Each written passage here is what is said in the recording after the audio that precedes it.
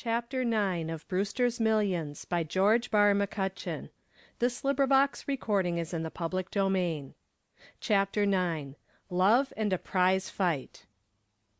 It is best not to repeat the expressions Brewster used regarding one S. Jones after reading his telegram. But he felt considerably relieved after he had uttered them. He fell to reading accounts of the big prize fight which was to take place in San Francisco that evening. He reveled in the descriptions of "upper cuts" and "left hooks," and learned incidentally that the affair was to be quite one-sided. A local amateur was to box a champion. Quick to see an opportunity, and cajoling himself into the belief that Swearengen Jones would not object to such a display of sportsmanship, Brewster made Harrison book several good wagers on the result. He intimated that he had reason to believe that the favorite would lose. Harrison soon placed $3,000 on his man. The young financier felt so sure of the result that he entered the bets on the profit side of his ledger the moment he received Harrison's report. This done, he telephoned Miss Drew. She was not insensible to the significance of his inquiry if she would be in that afternoon. She had observed in him of late a condition of uneasiness, supplemented by moroseness and occasional periods of irascibility. Every girl whose occupation in life is the study of men recognizes these symptoms and knows how to treat them. Barbara had dealt with many men afflicted in this manner, and the flutter of anticipation that came with his urgent plea to see her was tempered by experience. It had something of joy in it, for she cared enough for Montgomery Brewster to have made her anxiously uncertain of his state of mind. She cared, indeed, much more than she intended to confess at the outset. It was nearly 5:30 when he came, and for once the philosophical Miss Drew felt a little irritation. So certain was she of his object in coming that his tardiness was a trifle ruffling. He apologized for being late, and succeeded in banishing the pique that possessed her. It was naturally impossible for him to share all his secrets with her. That is why he did not tell her that Grant & Ripley had called him up to report the receipt of a telegram from Swearengen Jones, in which the gentleman laconically said he could feed the whole state of Montana for less than $6,000. Beyond that there was no comment. Brewster, in dire trepidation, hastened to the office of the attorneys. They smiled when he burst in upon them. "Good heavens!" he exclaimed. "Does the miserly old hayseed expect me to spend $1 million for newspapers, cigarettes, and Boston terriers? I thought he would be reasonable." "He evidently has seen the newspaper accounts of your dinner, and this is merely his comment," said Mr. Ripley. "It's either a warning or else he's ambiguous in his compliments," growled Brewster disgustedly. "I don't believe he disapproved, Mr. Brewster. In the West the old gentleman is widely known as a wit."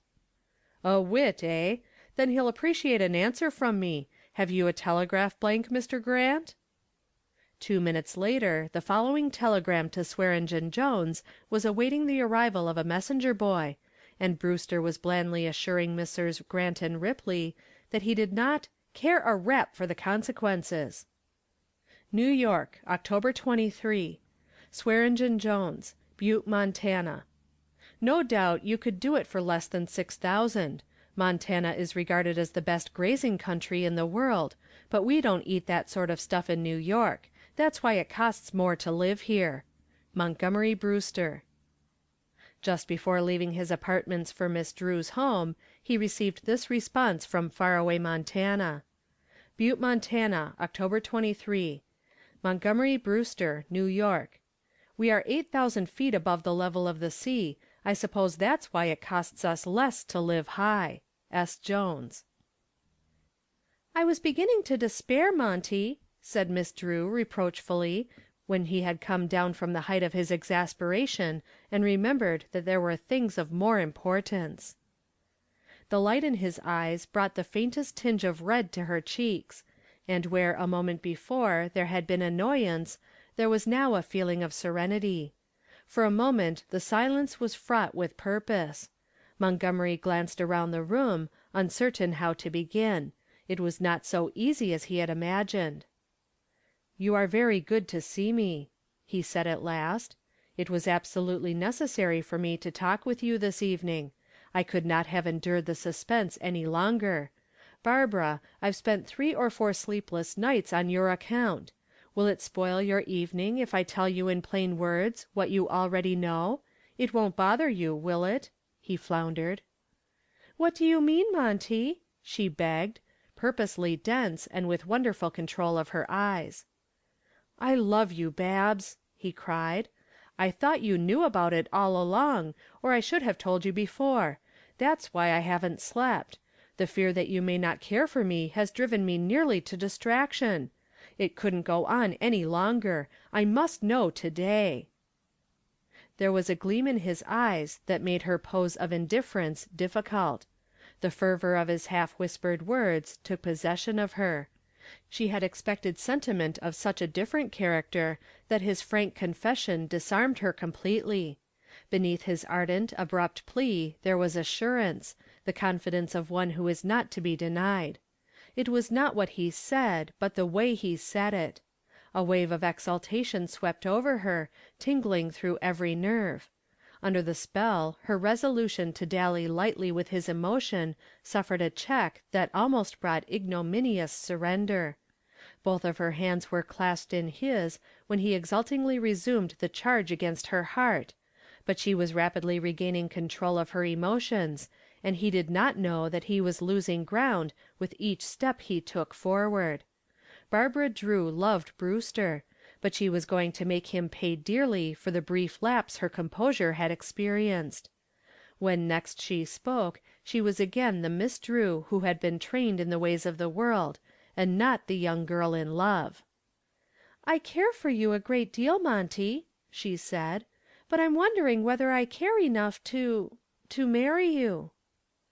"We haven't known each other very long, Babs," he said tenderly, "but I think we know each other well enough to be beyond wondering." "It is like you to manage the whole thing," she said chidingly. "Can't you give me time to convince myself that I love you as you would like, and as I must love if I expect to be happy with the man I marry?" "I forgot myself," he said humbly. "You forgot me," she protested gently, touched by this sign of contrition. "I do care for you, Monty, but don't you see it's no little thing you ask of me? I must be sure, very sure, before " "Don't be so distressed," he pleaded. "You will love me, I know, because you love me now. This means much to me, but it means more to you. You are the woman, and you are the one whose happiness should be considered. I can live only in the hope that when I come to you again with this same story and this same question, you'll not be afraid to trust yourself to me." "You deserve to be happy for that, Monty," she said earnestly, and it was with difficulty that she kept her eyes from wavering as they looked into his. "Will you let me try to make you love me?" he asked eagerly. "I may not be worth the struggle." "I'll take that chance," he replied. She was conscious of disappointment after he was gone. He had not pleaded as ardently as she had expected and desired, and, try as she would, she could not banish the touch of irritation that had come to haunt her for the night. Brewster walked to the club, elated that he had at least made a beginning. His position was now clear. Besides losing a fortune, he must win Barbara in open competition. At the theater that evening he met Harrison, who was in a state of jubilation. "Where did you get that tip?" asked he. "Tip? What tip?" from Brewster. "On the prize fight." Brewster's face fell, and something cold crept over him.